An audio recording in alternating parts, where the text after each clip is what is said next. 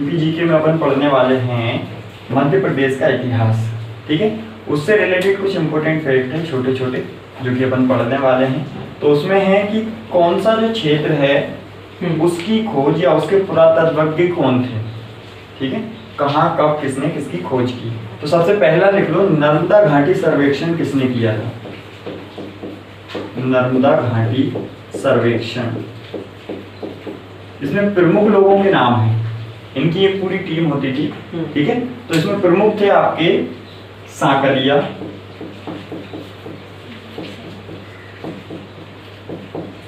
सुपेकर, सांकलिया सुपेकर। दूसरा है RV Joshi, RV Joshi.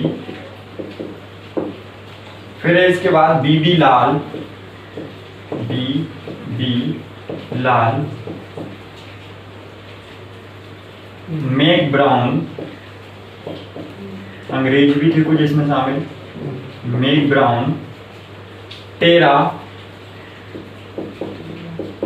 Peterson और खत्री। इतने लोग नर्मदा घाटी सर्वेक्षण में शामिल थे। ठीक है, इन लोगों ने विशेषकर सिर्फ इन दोनों का नाम लिया जाता है, एक ही, मतलब सांकलिया सुपेकर एक ही नाम लिया जाता है। ज्यादातर अगर आपसे पूछा जाएगा तो प्रमुख कौन थे उसके, सांकलिया सुपेकर। अगर आपसे पूछा जाए अंग्रेजों में प्रमुख कौन थे, तो ये मैक ब्राउन। इनके साथ मिलकर इनने क्या किया था, नर्मदा घाटी का सर्वेक्षण। अब दूसरा आता है आपका सोन घाटी सर्वेक्षण। सोन घाटी सर्वेक्षण, सोन घाटी का सर्वेक्षण निसार अहमद, एकमात्र प्रमुख व्यक्ति थे इसमें, वो थे निसार अहमद। ठीक है, इसके बाद अगला है रीवा सतना, रीवा सतना क्षेत्र उत्खनन। रीवा सतना क्षेत्र का उत्खनन कार्य किसने किया था, क्योंकि अपन ने पढ़ा है बहुत सारी चीजें जो हैं प्रागैतिहासिक काल की भी मिली हैं। ठीक है, और पाषाण काल की भी मिली है, ताम्र पाषाण, ये जो सारी चीजें जो हैं वो रीवा सतना से मिली है। उनका उत्खनन किसने किया था, तो वो किया था आपका जी.आर. शर्मा, जी.आर. शर्मा। इन्होंने रीवा सतना क्षेत्र का क्या किया था, उत्खनन किया था। चंबल घाटी अगला है, चंबल घाटी तथा अन्य ताम्र पाषाणिक सभ्यता, ताम्र पाषाणिक सभ्यता। अपन ने जो भी ताम्र पाषाण काल पढ़ा है, ठीक है, उस सभ्यता में जो चंबल घाटी से तथा उसके आसपास के जो क्षेत्र थे, तो उनकी खोज किसने की थी, उनकी खोज की थी प्रोफेसर बांकड़कर ने, प्रोफेसर बांकड़कर।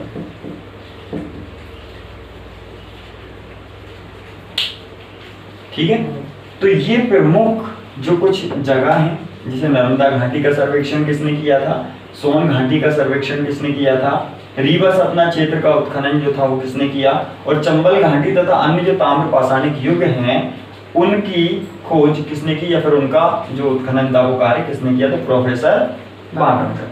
ठीक है, चलो इसी में आगे बढ़ते हैं। तो इसमें आगे आप लिखोगे कि प्रमुख कुछ स्थल भी हैं और उनके खोजकर्ता भी हैं। ठीक है, और वहां से क्या क्या मिला, इंपोर्टेंट चीज ये है कि किस जगह से क्या मिला और उसकी खोज जो थी या फिर वहां का जो सर्वेक्षण था वो किसने किया था, तो वो अपन लिखेंगे, एक टेबल टाइप ही बनाएंगे। ठीक है, देखो पहला है यहाँ पे एक तरफ स्थान होगा, उपलब्ध सामग्री, महत्वपूर्ण सामग्री जो मिली थी, और लास्ट में होगा आपका खोजकर्ता या विद्वान। ठीक है, पहला क्या है, स्थान है, दूसरा है महत्वपूर्ण सामग्री, और लास्ट में क्या लिखोगे आप, खोजकर्ता, विद्वान। खोजकर्ता इसके कौन थे। ठीक है, पहला लिखोगे महादेव पिपलिया, नाम सुना है? हाँ। कहाँ पर है? महादेव पिपलिया है आपका होशंगाबाद में, ठीक है। ये आता है नर्मदा घाटी में, नर्मदा घाटी, ठीक है। यहां से सबसे महत्वपूर्ण सामग्री जो मिली थी वो मिले थे 860 औजार मिले थे यहां से, 860 प्रकार के औजार मिले थे, ठीक है। और इसमें जो खोजकर्ता में जो प्रमुख थे वो थे आपके सुपेकर।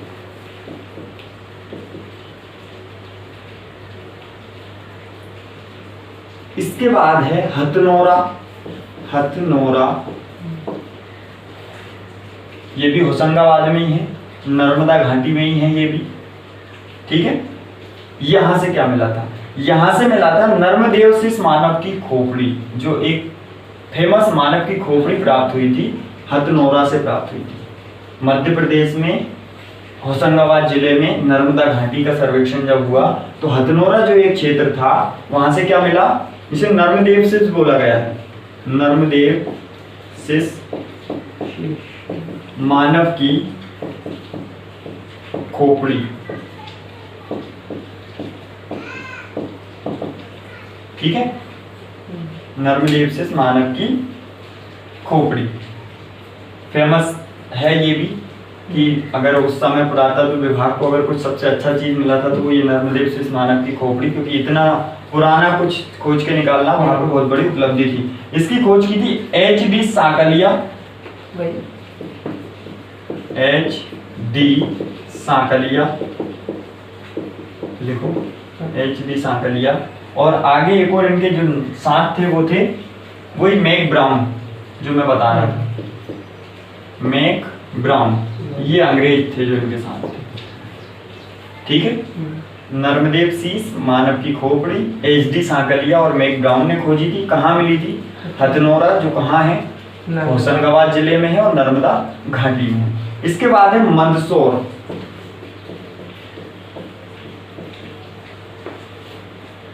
मंदसौर।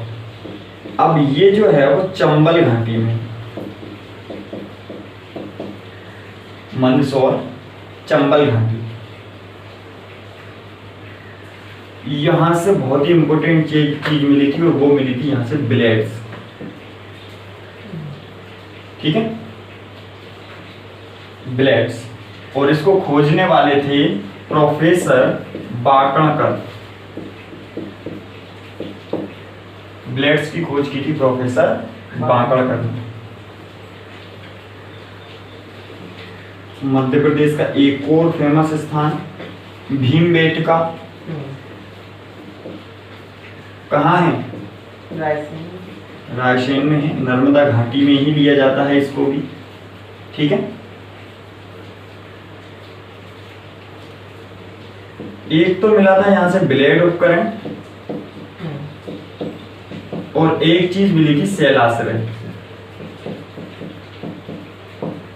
जो 500 के आसपास गुफाएं हैं भीमबेटका में, उन्हें क्या बोला जाता है? शैलाश्रय बोला जाता है, ठीक है।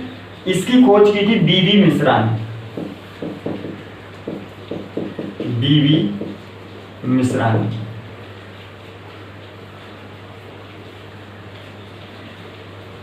आदमगढ़, आदमगढ़ की विशेषता, आदमगढ़ ये होशंगाबाद में है, शैलाश्रय है ये, हाँ, ठीक है। और साथ में यहाँ इसको प्रागैतिहासिक मानव का क्रीड़ा स्थल बोला जाता था, नर्मदा के तट पर स्थित है। क्रीड़ा स्थल मतलब खेल का मैदान। तो आदमगढ़ शैलाश्रय जो है वहाँ क्या, हाँ, शैल चित्र भी मिले थे, शैलाश्रय भी है। और साथ में क्या है, यहाँ से 25,000 लघु पाषाण उपकरण मिले हैं, 25,000 लघु पाषाण उपकरण।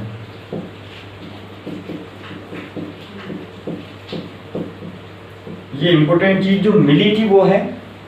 और इस स्थान की विशेषता क्या है कि इस स्थान को प्रागैतिहासिक मानव की क्रीड़ा स्थली बोला जाता है, ठीक है। इसकी खोज की थी doctor B Joshi, doctor B Joshi. ठीक है, कुछ महत्वपूर्ण थे मोस्ट आईएमपी, ये जो मैंने आपको 5 नाम लिखवाए हैं। ठीक है, सबसे पहले महादेव पिपरिया नर्मदा घाटी में है, होशंगाबाद में है। 860 औजार मिले हैं यहाँ से। इसके खोजकर्ता थे सुपेकर। दूसरा है हथनौरा, जो कि नर्मदा घाटी में ही है, होशंगाबाद जिले में ही है। ठीक है, यहाँ मिला था नर्मदेव शीश या मानव की खोपड़ी। ठीक है, एच.डी. सांकलिया और मैक ब्राउन, ये थे क्या इसके खोजकर्ता। इसके बाद है मंदसौर, जो चंबल घाटी में आता है। यहाँ से मिले थे ब्लेड्स और इसके खोजकर्ता थे प्रोफेसर बांकड़कर। इसके बाद आया भीमबेटका। भीमबेटका में क्या मिलते हैं? शैलाश्रय मिलते हैं। कहाँ है ये? रायसेन जिले में है। ठीक है, और नर्मदा घाटी के अंतर्गत आता है। यहाँ से मिले थे ब्लेड्स और शैलाश्रय। इसके जो खोजकर्ता थे वो थे बीवी मिश्रा। अब अगला जो है वो है इम्पोर्टेंट, आदमगढ़। शैलाश्रय है यहाँ पर, शैल चित्र भी मिले थे। और एक चीज और है इसकी विशेषता कि इसे प्रागैतिहासिक मानव की क्रीड़ा स्थली बोला जाता है। ठीक है, यहाँ से क्या मिले थे? 25,000 लघु पाषाण उपकरण मिले थे। और यहाँ के खोजकर्ता हैं डॉक्टर बी जोशी।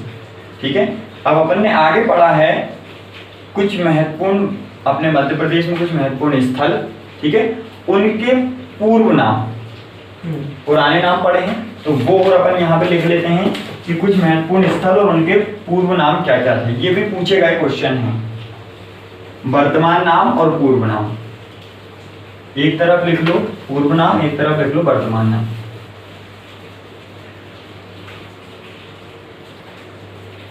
पूर्व या प्राचीन भी बोल सकते हैं ना, प्राचीन नाम, और इस तरफ है वर्तमान नाम। ठीक है, देखो सबसे पहला नाम लिखो आप विराटपुरी।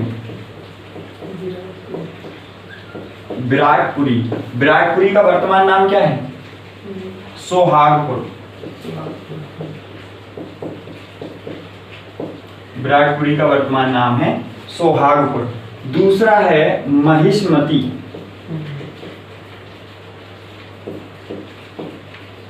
महिष्मती का वर्तमान नाम महेश्वर। बाहुबली मूवी वाली महिष्मती। अगला है इंद्रपुर। इंद्रप्रस्थ, इंद्रपुट, इंद्रपुर, 3 नाम। ठीक है, इंद्रपुट, इंद्रप्रस्थ भी बोलते थे इसको और इंद्रपुर भी बोलते थे। ठीक है, तो आप पहले इंद्रपुट और इंद्रप्रस्थ दोनों लिख लो।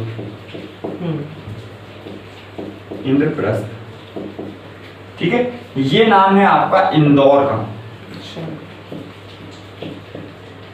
वर्तमान इंदौर को पहले इंद्रपुट या इंद्रप्रस्थ बोला जाता था।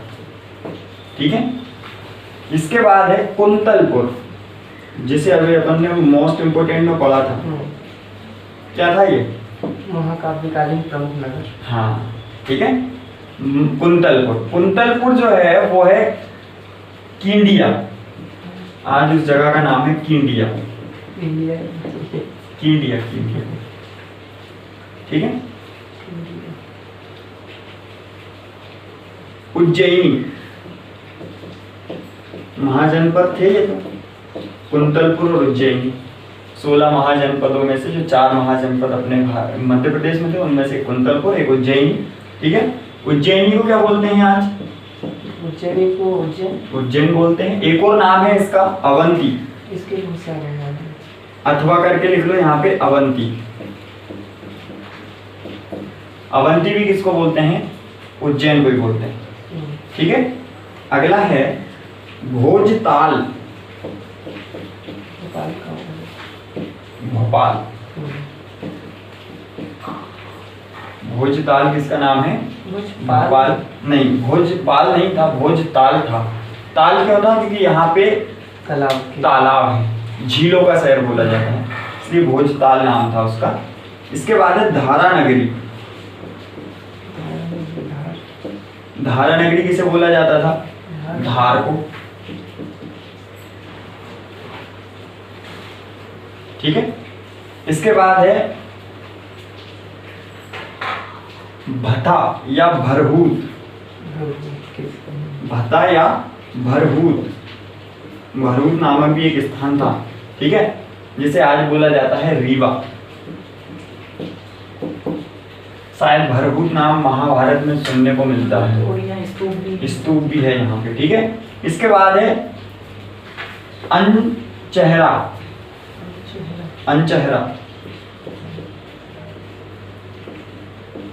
अनचेहरा जो है वो बोला जाता है सतना जिले को, सतना नगर को।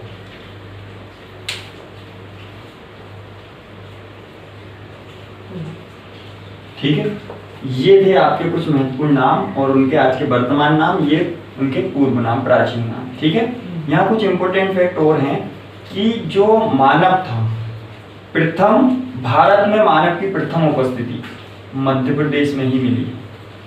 कब मिली है ये? 5 लाख से 2.5 लाख वर्ष पूर्व के मध्य, 5 लाख से 2.5 लाख वर्ष पूर्व के मध्य, और ये मिली है आपकी नर्मदा घाटी से। अभी जो अपन ने हथनोरा पढ़ा है, ठीक है, नर्मदेव शीश मानव की खोपड़ी, ठीक है, तो वो सबसे पहला साक्ष्य था कि मतलब भारत में भी 5 लाख से 2.5 लाख वर्ष पूर्व मनुष्य थे या मानव था। ठीक है, चलो इसके बाद है हथनोरा जो है वो भारत का प्राचीनतम मानवीय साक्ष्य इसी से मिला है, जो अभी मैंने आपको बताया। ठीक है, चलो ये हो गए आपके प्राचीन नाम और वर्तमान नाम। कुछ और हैं तो वो और लिख लेते हैं यहाँ पर, प्राचीन नाम और वर्तमान नाम। आगे लिखो वत्स। वत्स ये क्या जनपद हो गया? हाँ वही जनपद भी वही है। पुरानी जो जनपद थी उनके आज नाम क्या है? ठीक है, तो पुरानी जनपद थी वत्स। अवंती तो आपने लिख ही लिया है, उज्जैन का नाम था वत्स। वत्स से ग्वालियर,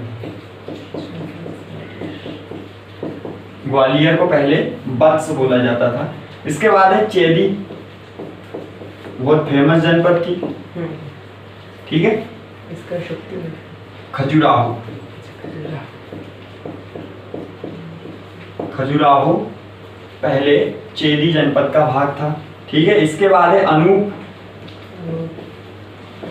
अनूप जनपद, निमाड़। कौन सा वाला निमाड़? खंडवा। पूर्वी और पश्चिमी दो निमाड़ हैं, ये मतलब पश्चिमी। ठीक है, इसके बाद है दसाड़। दसाड़ किसका पूर्व नाम है?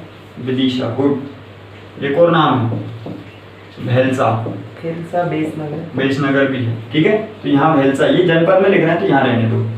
आगे आपको याद रखना है विदिशा का एक नाम भेलसा भी है और एक नाम बेसनगर भी है। तुंडीकेर। तुंडीकेर, तुंडीकेर जो जनपद थी वो है दमोह जिले में। ये जनपद थी? हाँ, ये भी जनपद थी, छोटी छोटी जनपद थी। ठीक है, नलपुर। नलपुर, नलपुर में है नरवर। शिवपुरी, शिवपुरी में नरवर एक नगर है, उसको पहले नलपुर बोला जाता था। नरवर। ठीक है, ये कुछ जनपद प्राचीन, यहाँ जनपद लिख लेना, प्राचीन जनपद थी ये, छोटी छोटी जनपद थी। महाजनपद में ये नहीं आती थी। महाजनपद में एक आती थी उज्जैन, एक वत्स और चेदी। ठीक है, हाँ, तो ये सब जो है वो महाजनपद में नहीं थे। दसाड़, तुंडीकेर और नलपुर, ये छोटी छोटी जनपद थी। ठीक है, तो ये थे आपके कुछ इंपॉर्टेंट फैक्ट जो कि आपके इतिहास से निकलते हैं, एमपीजी के।